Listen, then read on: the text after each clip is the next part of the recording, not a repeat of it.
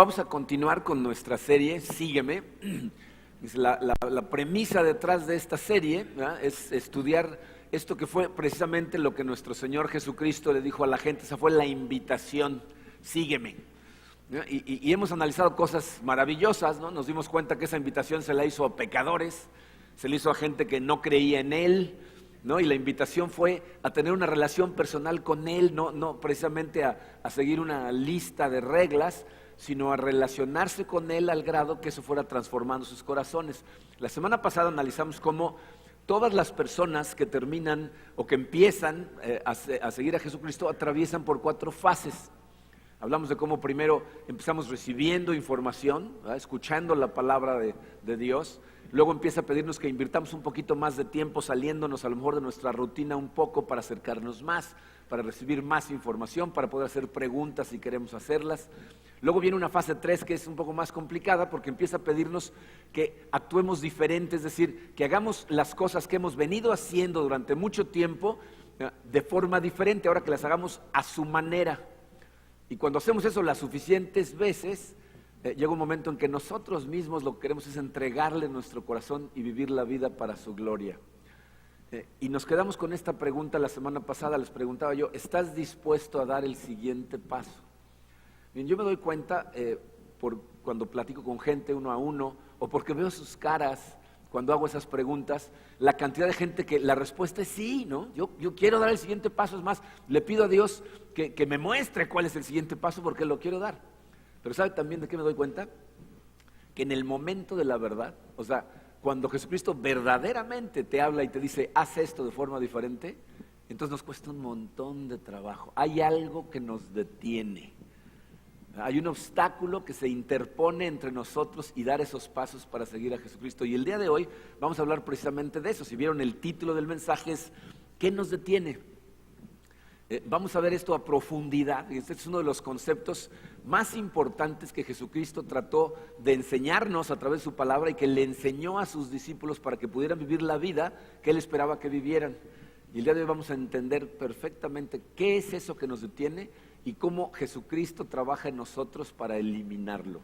¿Okay? Entonces vamos a ponernos en manos de Dios y vamos a analizar qué nos detiene. Padre, te damos gracias por tu amor, te damos gracias porque aquí estamos una vez más, Señor, en esta hermosa familia que tú has creado, que nos permite venir a adorarte, venir a cantarte, expresar nuestro amor. Te damos gracias por eso, Señor.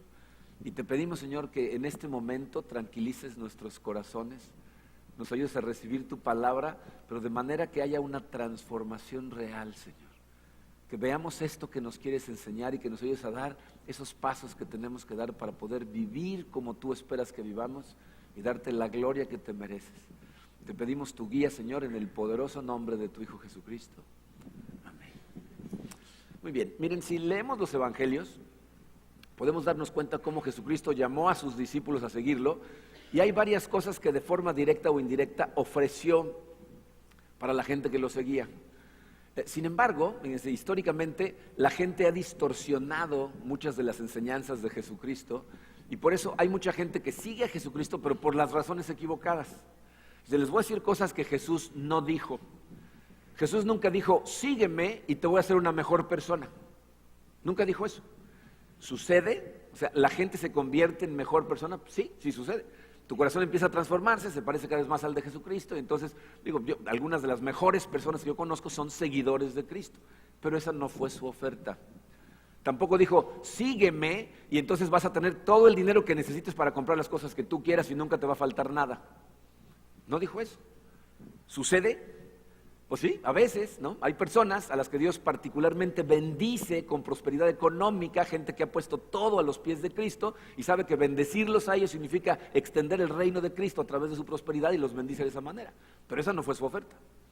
Tampoco dice, sígueme y vas a tener una vida sin dolor, sin problemas, todo va a salir bien, nadie se va a enfermar. No dice eso. Sucede que nuestra vida está menos llena de problemas porque nos volvemos un poco más sabios. Cuando seguimos su palabra, sucede. Pero esa no fue su oferta, ¿ok? Y miren, ha habido una distorsión tal con respecto a estas ofertas que es algo que quiero tocar brevemente. Vamos a analizarlo porque quiero que te quede muy clarito en la cabeza y luego continuamos con este mensaje. Fíjense, si tú te encuentras con una persona que te diga, si tú cumples con este y este requisito, entonces en tu vida va a pasar esto y esto y esto positivo, eso no es cristianismo. Eso se llama superstición o magia, ¿no? Si tú cumples con este ritual, si tú cumples con esta oración, si tú cumples con estas cosas, entonces vas a obtener como beneficio esto. Se llama superstición y está por todos lados en nuestra sociedad. ¿Saben en dónde se ve muy clarito? En los deportes.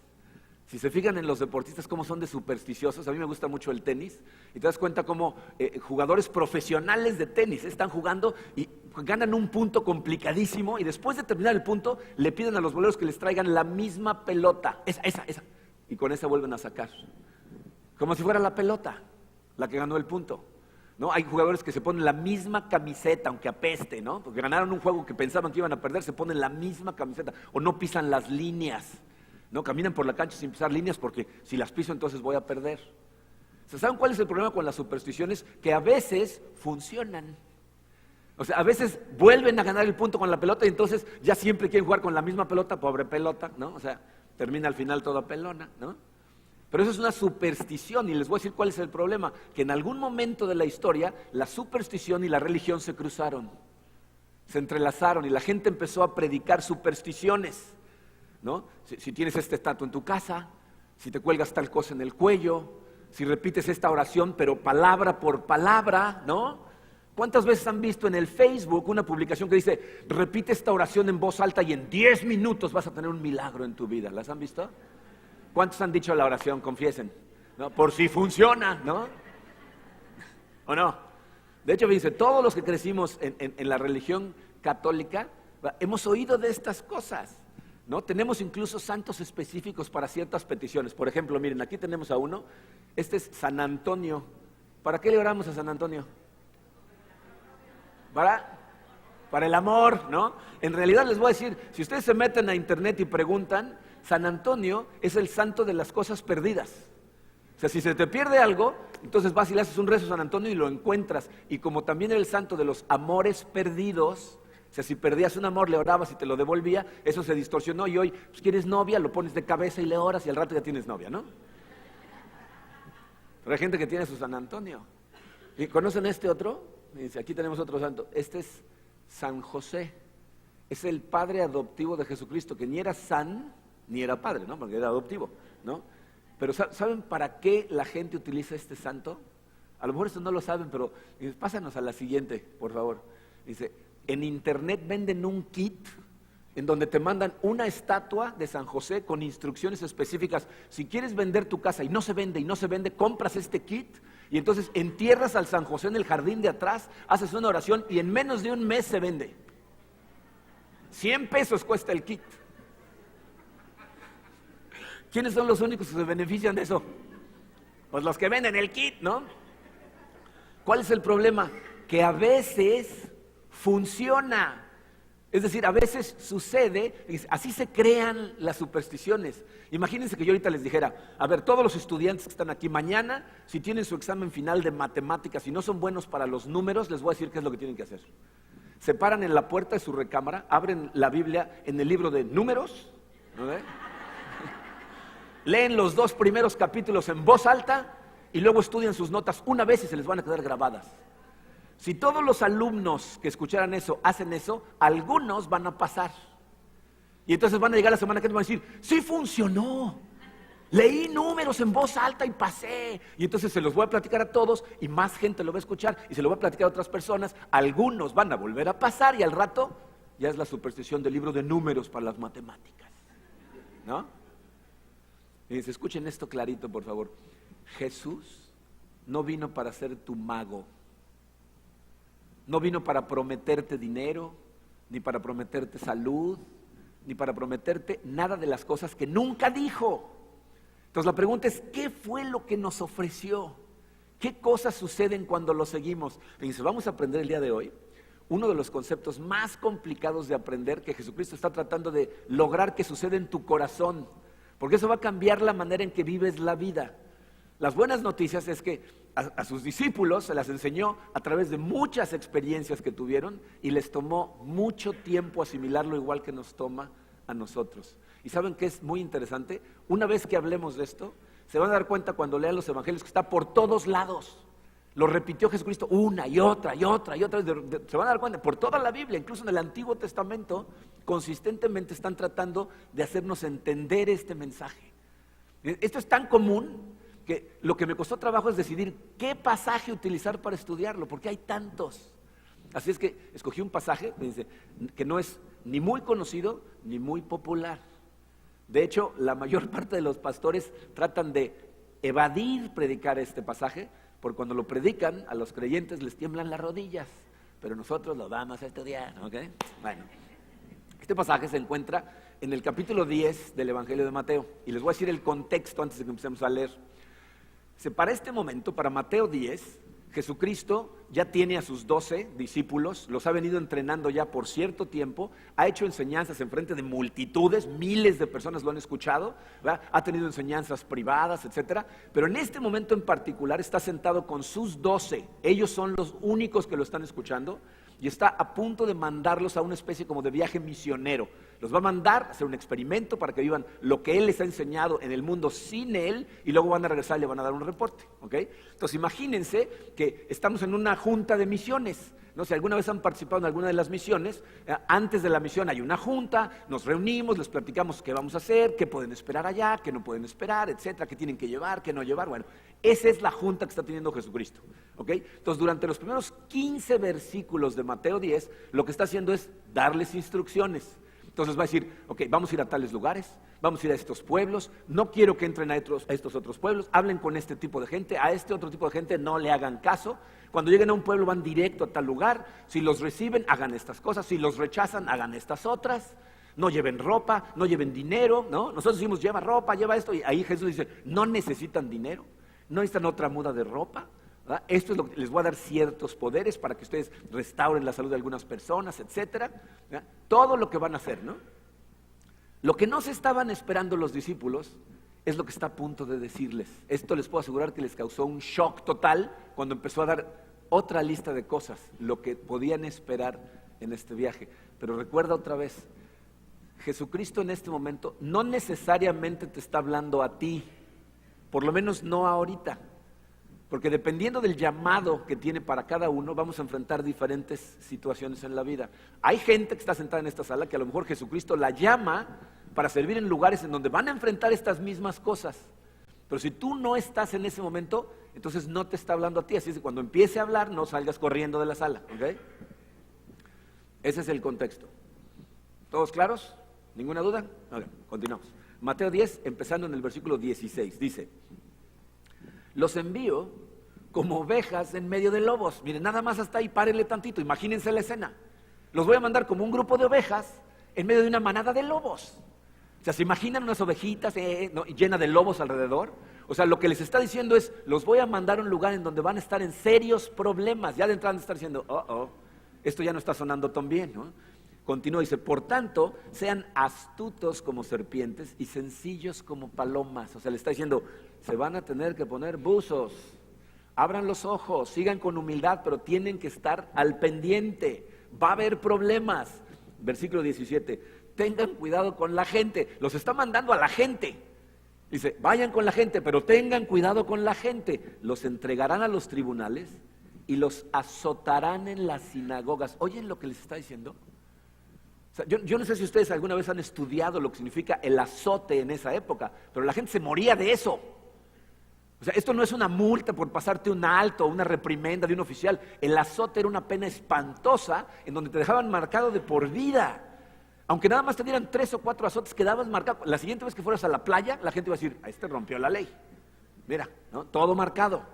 Entonces, imagínense a los discípulos sentados en su junta de misiones. Imagínate tú en una junta de misiones, qué bueno, van a ir a Honduras, qué bueno, los van a arrestar, los van a agarrar a latigazos, ¿no? O sea, yo me imagino que de pronto dejaron de escribir, tomar notas, dijeron, ¿qué dijo? ¿Que nos van a azotar? Y continúa, fíjense cómo continúa el 18. Por mi causa los llevarán ante gobernadores y reyes para dar testimonio a ellos y a los gentiles. Aquí Jesucristo está diciéndoles lo que va a pasar en el futuro. O sea, les está aclarando el futuro. Los evangelios son la historia de Cristo, El libro de Hechos de los Apóstoles es la historia de los apóstoles. Y si lo leen se van a dar cuenta que eso es exactamente lo que pasa. Algunos de ellos van a dar testimonio frente a reyes, otros frente a gobernadores. Y les está diciendo, y van a ir a los gentiles, es decir, y no va a ser nada más aquí en Jerusalén, no nada más en Judea y en Galilea, nos vamos a ir lejos. ¿Ok? Entonces, los está mandando y les está diciendo, esto es lo que va a pasar. Miren, acuérdense que si leemos la Biblia en retrospectiva, no podemos entender lo que estarían pensando. Esos discípulos que están oyendo esto, no tienen idea lo que va a pasar en el futuro. Tú y yo leemos esto y sabemos que ellos van a ir y van a cambiar el mundo, permitiéndole a Jesucristo actuar en ellos. Van a hacer cosas que todo el mundo va a recordar a través de la historia, pero ellos no saben eso. Están sentados oyendo lo que le está diciendo Jesucristo y han de haber estado temblando de miedo, porque tiene que ser por fe que tienen que ir y vivir y enfrentar estas cosas. Dice el versículo 19, pero cuando los arresten, no se preocupen por lo que van a decir o cómo van a decirlo. En ese momento se les dará lo que han de decir. ¿Se fijaron que dice cuando los arresten? No dice, pero si es que los arrestan, ¿no? O sea, Jesucristo le está diciendo, los van a arrestar. Si estar en la cárcel es una cosa fuerte hoy en día, en esa época era espantoso. Los van a arrestar. Bien, ¿saben por qué esto debe haber sido tan confuso para los discípulos en ese momento? Porque Jesucristo, cuando está diciendo estas palabras, es una de las personas más populares del lugar. Es como una superestrella que llega a un lugar y se juntan miles de personas para verlo. Toda la gente se quiere acercar a él, lo quieren tocar. Y los discípulos, pues son como, ahora sí que su séquito de seguridad que están atrás de la raya que está trabajando el maestro, háganse para atrás, ¿no? Y entonces por asociación se vuelven famosos ellos. Ya me imagino a los discípulos, están enfrente de Jesucristo y gente acercándose a decirle, oye, dile al maestro que una notita te paso, ¿no? Un milagrito, por favor, ¿no? Dile que, ¿no? Entonces ellos, de alguna manera en ese momento dicen, ¿cómo que nos van a arrestar y nos van? Pero si todo el mundo nos adora, ¿no? Porque estamos cerca de ti, la gente quiere estar cerca de ti, nosotros nos hemos vuelto famosos, entonces seguramente no han entendido nada. Jesús les está diciendo, y los van a arrestar. Pero no se preocupen cuando los arresten por lo que tienen que decir. Yo no sé qué pensaron los discípulos, pero si hubiera sido yo, mi preocupación no hubiera sido, ¿qué iré a decir? ¿No? O sea, mi preocupación hubiera sido, ¿me van a arrestar y me van a agarrar a latigazos? Y continúa en el versículo 20, dice, porque no serán ustedes los que hablen, sino que el Espíritu de su Padre hablará por medio de ustedes. Como que yo le hubiera dicho, oye, a ver, espérate. Me estás diciendo que me van a arrestar, me van a agarrar a latigazos y Dios va a estar involucrado y justo en medio de toda esta situación para decirme qué decir. Sí, eso es lo que te estoy diciendo. Es que yo no me imagino la intervención de Dios en mi vida nada más para que me diga qué decir. Yo lo que quisiera es que me sacara de ahí o no permitiera que me arrestaran. Eso es como nosotros vemos la vida, ¿no? Esa es la intervención de Dios. Miren, les está pintando una escena verdaderamente tétrica, pero si siguen leyendo la Biblia se van a dar cuenta que es totalmente real. Y se pone peor. Versículo 21 dice, el hermano entregará a la muerte al hermano y el padre al hijo. Los hijos se rebelarán contra sus padres y harán que los maten. Jesús dice, por causa de mi nombre las familias se van a dividir y se van a acusar unos a otros y se van a entregar. Y luego como forma de resumen en el 22 dice, por causa de mi nombre todo el mundo los odiará, ¿no? O sea, los discípulos han de haber dicho, todo el mundo nos va a odiar. O sea, esto es a lo que están, ¿por qué nadie nos había dicho nada de esto, no? O sea, esto no es para lo que firmamos. Y miren, la verdad es que más adelante Jesucristo va a terminar por decirles, todo va a estar bien al final, pero primero tienen que pasar todas estas cosas. Y entonces llegan al lugar a donde tarde o temprano toda la gente que quiere seguir a Cristo tiene que llegar a un momento de tensión interna, de decisión, gracias a las palabras que está a punto de decirles. Fíjense, en el versículo 28 empieza con dos palabras, les dice, no teman. ¿No teman? Como que los discípulos habían dicho, pero nos van a arrestar. Sí, no teman. ¿Nos van a dar de latigazos? Sí, no teman. ¿Padres e hijos se van a matar unos? Sí, no teman. ¿No teman a qué? Continúa. Dice, no teman a los que matan el cuerpo, pero no pueden matar el alma. Teman más bien al que puede destruir alma y cuerpo en el infierno. Miren, este mensaje, esta petición de Jesucristo es algo que les va a repetir una y otra vez. Les dice, dejen de temer en esta vida a las cosas que solamente le pueden hacer daño a tu cuerpo. Y empieza a preocuparte por la otra y por la persona que sí tiene control sobre todo el universo y especialmente sobre tu espíritu. Miren, las buenas noticias para nosotros es que verdaderamente, y es un consuelo para mí, estos discípulos no le entendieron hasta el final. O sea, en ese momento ninguno de ellos dijo, entonces no tememos, ok, ¿qué más? ¿No? En ese momento han de haber estado en shock. Pero esto fue, gracias a Dios, un proceso muy largo, a través del cual ellos poco a poco fueron creciendo y creciendo y creciendo y creciendo, porque Jesús les decía, rehúsense a temer a las circunstancias, a la gente a su alrededor, no permitan que el miedo los controle, no permitan que el miedo los congele. Y va a continuar hablando para explicarles por qué no debemos de tener miedo. Versículo 29 dice, ¿no se venden 2 gorriones por una monedita?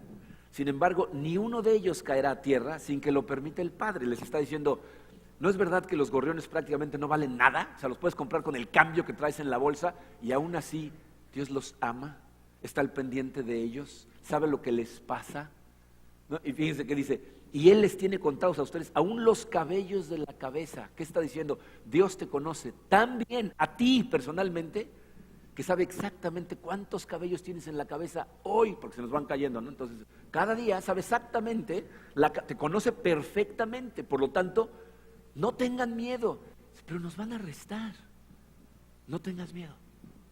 Aunque nos den de azotes, no tengas miedo. ¿Por qué? Porque Dios está contigo. Miren, este es el lugar a donde Jesucristo está tratando de llevarte a ti y nos está tratando de llevar a todos. A que llegue un lugar en tu corazón en donde tengas una fe tan grande y tan abrumadora sobre tu vida que aún ante las peores circunstancias no tengas miedo y puedas seguir hacia adelante. Aun cuando parezca que de repente te abandonó, o a lo mejor de repente parece que realmente nunca ha estado ahí. Si pones atención vas a escuchar su voz, a lo mejor quedito, que te está diciendo, no temas, estoy contigo. Es importantísimo que te des cuenta de la diferencia del mensaje que algunas personas predican de Jesucristo a comparación del mensaje que realmente dijo Jesucristo. Esto es tan importante que se los puse en su programa. Fíjense, el mensaje de Jesús no fue, no temas, no dejaré que cosas malas sucedan.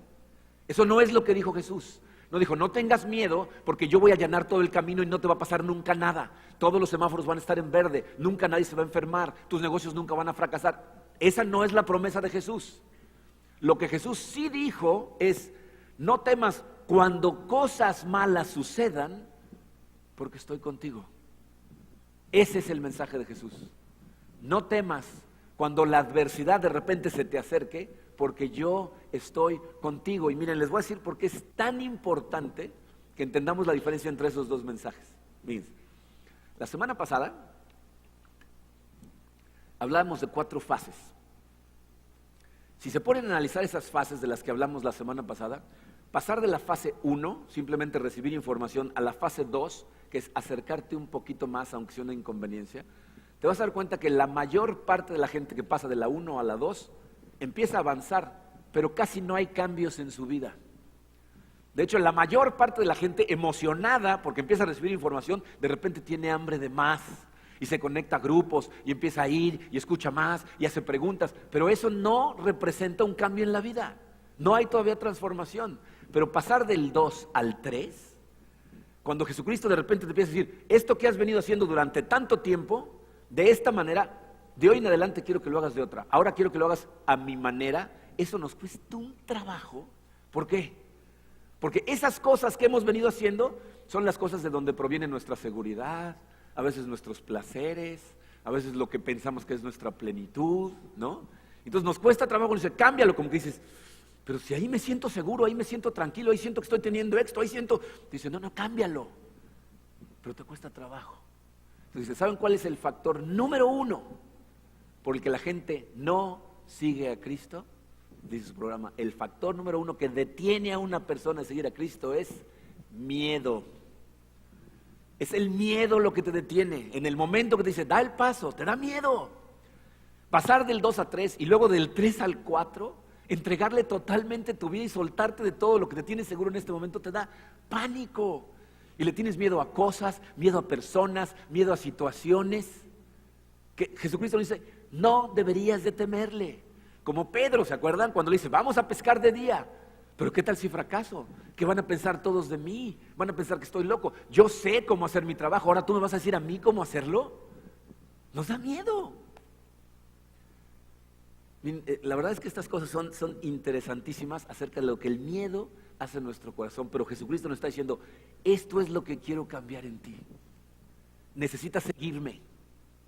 No te voy a llevar a un lugar de negación, donde digas, no está pasando nada malo, no está pasando nada malo, pero nos estamos incendiando, no está pasando nada malo, ¿no? O sea, eso es negación. Ni te voy a llevar a un lugar de superstición, donde digas, si repito esta oración, todo va a salir como yo quiero. No.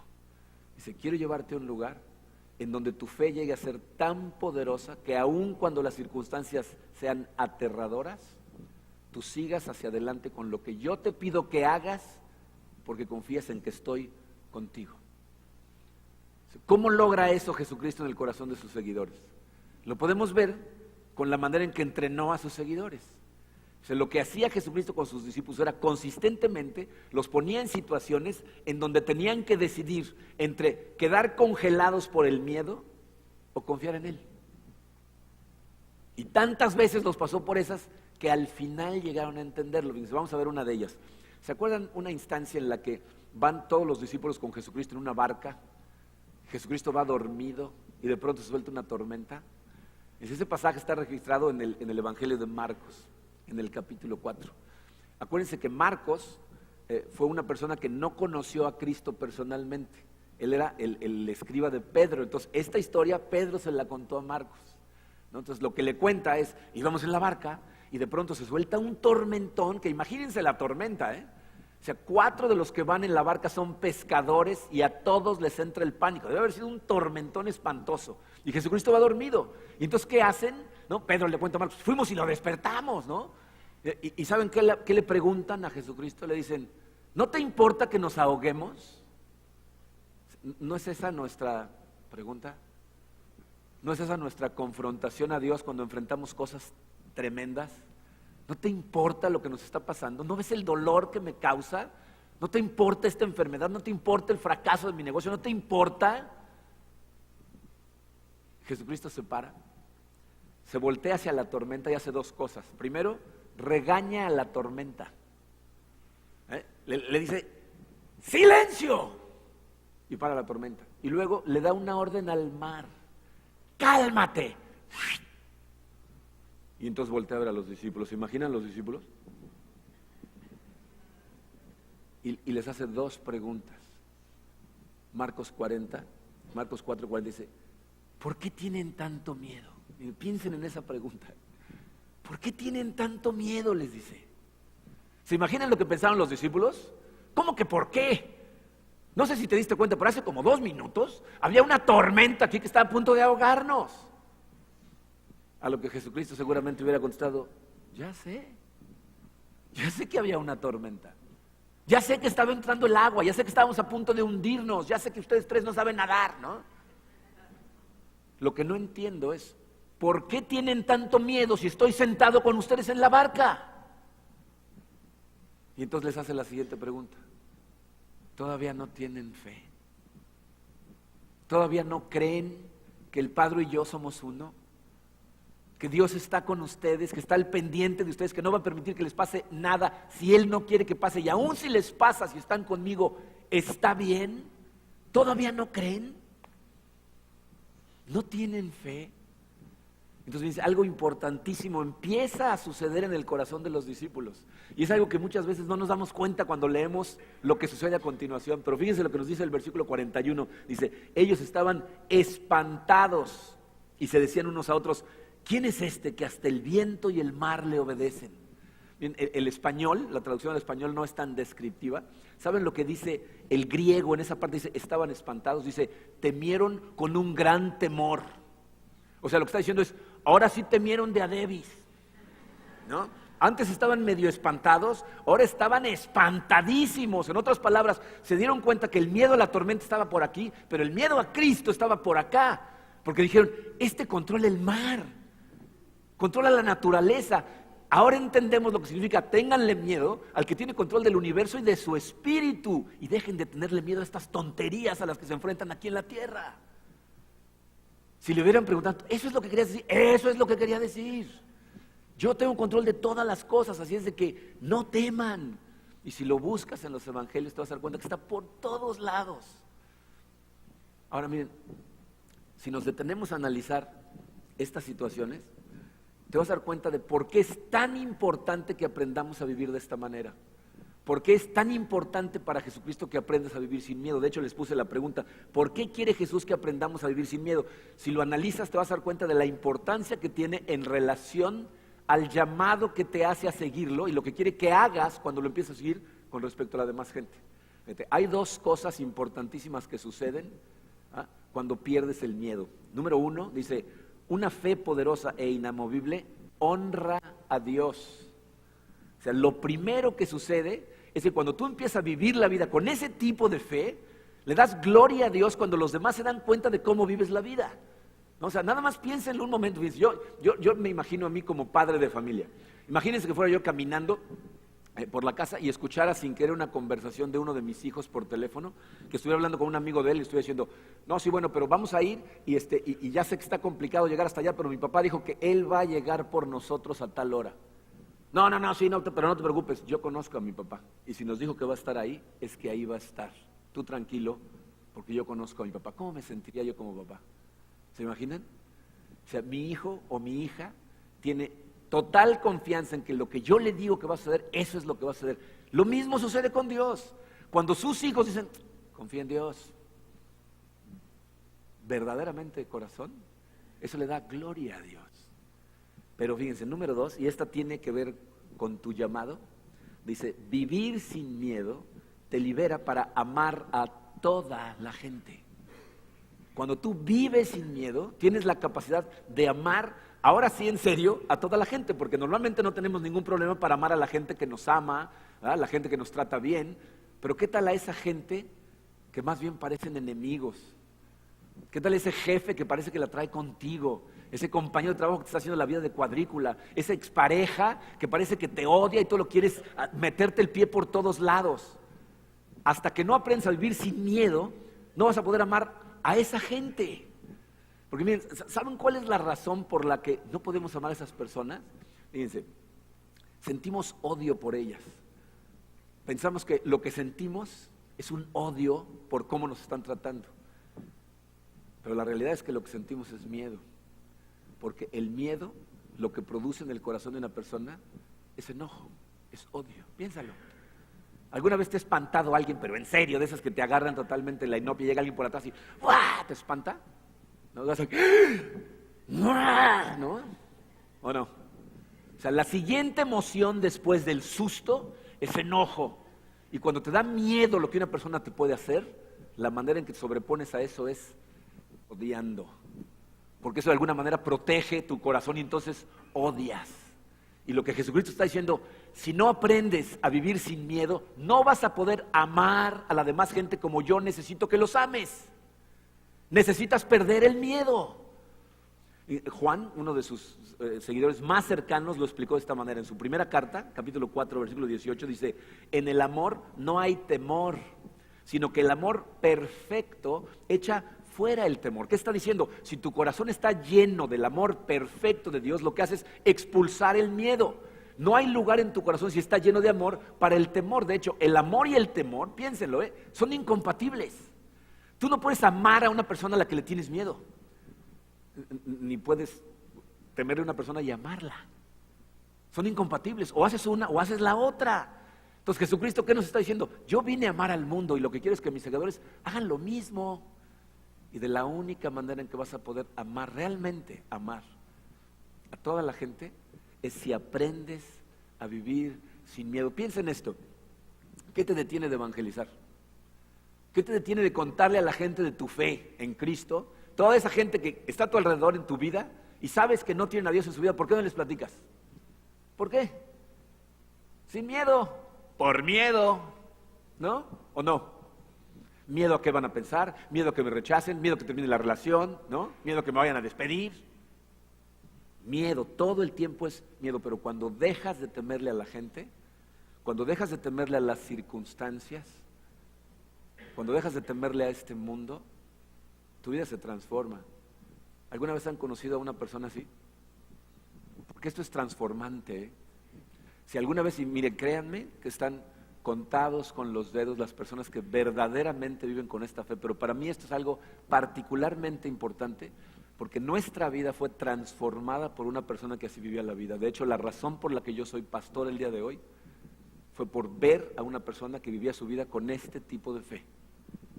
Los pastores que nos discipularon a Karina y a mí, Terry Hendricks y su esposa Debbie, pasaron unos años aquí en Cancún. Nosotros nos hicimos muy cercanos a ellos. Cuando decidieron regresarse a Estados Unidos estábamos nosotros tristísimos. O sea, un poquito antes de irse, ellos llevaban años tratando de tener bebés, no habían podido.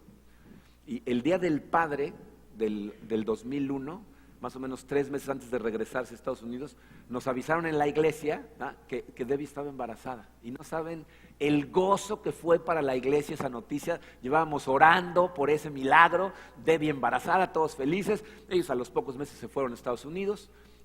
La bebé Madison nació allá. La iglesia de verdad regocijada, ellos empezaron a pastorear otra iglesia por allá, nosotros acá. Y todo fue muy bien durante los primeros meses, pero después de como 7, 8 meses, nos avisaron que algo estaba mal con la bebé y estaban haciéndole pruebas y descubrieron que tenía una forma rara de leucemia, tenía cáncer en la sangre, una leucemia que le da a bebés, es rara, pero las posibilidades de supervivencia eran 30%. Y no saben, bueno, en la iglesia estábamos en shock. Yo no lo podía entender, le decía, Señor, pero este es tu seguidor, el más fiel que yo he conocido, el más humilde de todos. ¿Cómo es posible? Por favor, que sea un milagro, que tu nombre se glorifique, que la niña sana. Y fue una batalla, ¿no? Empezó a mejorar, de repente empezó a empeorar, luego mejoraba. Pasó en una batalla contra el cáncer aproximadamente un poquito menos de un año. Antes de cumplir 2 años falleció. Y aunque habíamos estado en contacto con ellos, miren, la llamada que yo le hice después de que nos dieron la noticia, cuando le hablé por teléfono, según yo para confortarlo, me di cuenta que no podía hablar. Le digo, hola, y esa fue la última palabra. Y irónicamente, Terry me empezó a confortar a mí. Me empezó a decir, Marco, Dios tiene un plan. Tienes que confiar en el plan de Dios. Yo no entiendo lo que está pasando, pero confío en que tiene un plan y su nombre va a ser glorificado por esto y espero algún día saber por qué. Pero gloria a Dios por todo lo que pasa, Marco, confía en Él. Cuando colgué ese teléfono, estaba de rodillas llorando y le decía a Dios, yo quiero esa fe. Yo quiero esa seguridad, esa fortaleza, porque si le pasa algo así a uno de mis hijos, yo no sé cómo iba a responder. No sé si podría seguir como él siguió, como con una fortaleza, siguieron pastoreando la iglesia. Y cada vez que le hablaba, él me confortaba. Yo decía, Señor, por favor, dame esa fe. Siguen siendo pastores. 1 año y medio después tuvieron otra niña que está perfectamente sana y es una maravilla. Pero miren, podemos ver en la vida de todas las personas, bíblicamente hablando, que se entregaron realmente a seguir a Cristo, cómo tienen verdaderamente esa fe, esa creencia en que todas las cosas van a funcionar para el bien de la gente que sigue a Dios. De hecho, Pablo, uno de los apóstoles que conoció a Cristo, pero glorificado, él no lo conoció en vida, en Romanos 8:28 dijo estas palabras que son de las más famosas que hay en la Biblia. Sabemos que Dios dispone de todas las cosas para el bien de quienes lo amamos, los que han sido llamados de acuerdo a su propósito. Dice, cuando Pablo dijo esas palabras, te dan ganas de preguntarle, Pablo, dijiste sabemos, ¿no será pensamos? ¿No será esperamos? ¿No será oramos? Y Pablo diría, no, yo sé. He vivido muchas cosas y sé que Dios dispone de todas las cosas para el bien de quienes lo aman, para los que viven de acuerdo a su propósito. Pablo te diría, hay un tipo de fe que te permite vivir la vida, aún en esas circunstancias, con fortaleza, con seguridad. Va a doler, pero todo está bien, porque Él está en la barca contigo. Eso es lo que Jesús está tratando de crear en ti. Que no haya cosas en este mundo que sean capaces de arrancarte de la mano de Dios, de que te hagan temblar las rodillas y dejes de seguirlo. Fíjense, más adelante en esa misma carta, en el versículo 35, fíjense lo que hace Pablo. Pregunta esto primero, dice, ¿quién nos apartará del amor de Cristo? ¿Qué está diciendo? ¿Qué será posible que nos arranque y nos haga dudar de la fidelidad de Cristo? Y empieza la lista. La tribulación, es decir, problemas. La angustia, o sea, la impotencia ante situaciones que no puedo controlar, la persecución, enemigos que me hagan daño, el hambre, la indigencia, es decir, si no tengo lo suficiente para vivir, eso me va a arrancar, el peligro, la violencia, la inseguridad a mi alrededor, eso me va a arrancar. Y a esa lista añádele lo que tú quieras, hijos enfermos, parejas infieles, el PRI en la presidencia, ¿no? El PAN en la gobernatura, Donald Trump en la Casa Blanca. O sea, ¿qué nos va a arrancar de la seguridad que tenemos en Cristo? Y si lo que estás pensando en este momento es, yo quisiera tener una fe así, pero honestamente no la tengo. Dice, la maravillosa noticia de esto es que Jesucristo no le dijo a sus seguidores, lección 1, no teman, ¿ok? Lección 2, 0, váyanse, vayan al mundo. No, fue un proceso. Y por eso lo que les dijo fue, síganme.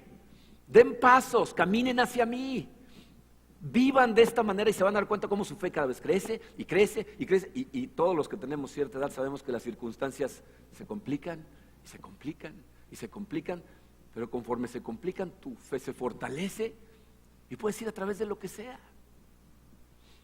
Por eso, la pregunta con la que quiero que se vayan el día de hoy es esta.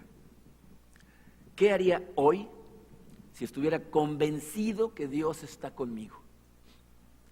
¿Qué haría hoy si tuviera la seguridad de que Dios está conmigo? No venía preparado. O sea, ¿cómo vivirías la vida? Piensa en esto. ¿Cómo tratarías? Piensa en la gente a la que te cuesta trabajo amar. ¿Cómo tratarías a esa persona que parece un enemigo? A ese jefe que parece que lo que quiere es destrozarte. A esa expareja que se ha vuelto en una campaña contra ti en todo sentido, ese hijo que se está rebelando, ese vecino que parece que lo quieres que te vayas del vecindario. ¿Cómo tratarías a esa gente si estuvieras convencido de que Dios está contigo? ¿Cómo manejarías tus finanzas? ¿Cuál sería tu ética de trabajo? ¿Cómo tratarías a tus amigos? O sea, ¿cómo vivirías la vida con esa seguridad inamovible de que Dios está contigo y por ti? Una de las últimas cosas que Jesucristo le dijo a sus discípulos está registrada en el capítulo 16 de Juan, está muy cerca de ser arrestado. Y fíjense, este versículo es como el resumen de todo lo que les acabo de decir. Fíjense, Juan 16, 33. Dice, yo les he dicho estas cosas para que en mí hallen paz. En este mundo afrontarán aflicciones, pero anímense, yo he vencido al mundo. ¿No? Dice, les he venido enseñando todo lo que les he venido enseñando. Los he hecho atravesar las situaciones más complicadas que los he hecho atravesar. ¿Para qué? Para que en mí tengan paz. Sin importar las circunstancias, sin importar el tamaño de la tormenta, sin importar la adversidad que enfrentes, tengas paz. Dice, en este mundo, entiéndelo de una vez, va a haber problemas. Vas a enfrentar tribulación, pero ánimo. Yo ya vencí al mundo. ¿Qué nos está diciendo? Ya ganamos. Esta batalla ya se ganó. En tiempo pasado yo ya vencí al mundo, estamos del otro lado. ¿Quieres vivir de esa manera? Sígueme. ¿Queremos vivir con esa fortaleza? Síguelo. Busca el siguiente paso y con seguridad sabiendo que Él está contigo, síguelo. Y tu fe se va a convertir con el tiempo en una fe inamovible. Vamos a orar. Padre, te damos gracias, Señor, por tu palabra y reconocemos, Señor, que esta es una de las lecciones más difíciles que tenemos que aprender. Creo que todos los que estamos aquí presentes reconocemos, Señor, que de repente nos sentimos fuertes en ti. Cuando se suelta la tormenta nos tiemblan las rodillas y corremos a ti, y muchas veces nuestra pregunta es, ¿no te importa lo que nos pasa? Queremos tener esa fe, Padre. Queremos vivir para tu gloria y queremos caminar con fortaleza ante cualquier circunstancia, y por eso, Señor, aunque a lo mejor en el corazón no lo sentimos, te damos gracias por cada una de las tribulaciones que enfrentamos, que tú permites que sucedan para que nuestra fe se vaya purificando y fortaleciendo. Te pedimos que nos ayudes a tener la fortaleza, Señor, para no salir reprobados en las pruebas, sino seguir hacia adelante y dejarnos caer en tu mano, y aunque las cosas de pronto se vean tan oscuras, tan complicadas, recordemos que tú estás en la barca, Señor, que no vas a permitir que nada que no quieras que suceda, suceda, y que aún lo que suceda que no nos gusta, es para tu gloria, es para tu plan, y lo más importante es que estamos contigo y estaremos contigo siempre. Es una lección difícil, Señor, porque llegamos a estar tan atados a las cosas de este mundo que pensamos que sin ellas no vamos a poder vivir. Recuérdanos, Padre, que lo único que necesitamos en este universo es a ti, y que al final, pase lo que pase aquí, todo va a estar bien porque tú ya venciste al mundo. Gracias, Señor. Danos esa convicción, te lo pedimos en el nombre hermoso de tu Hijo Jesucristo.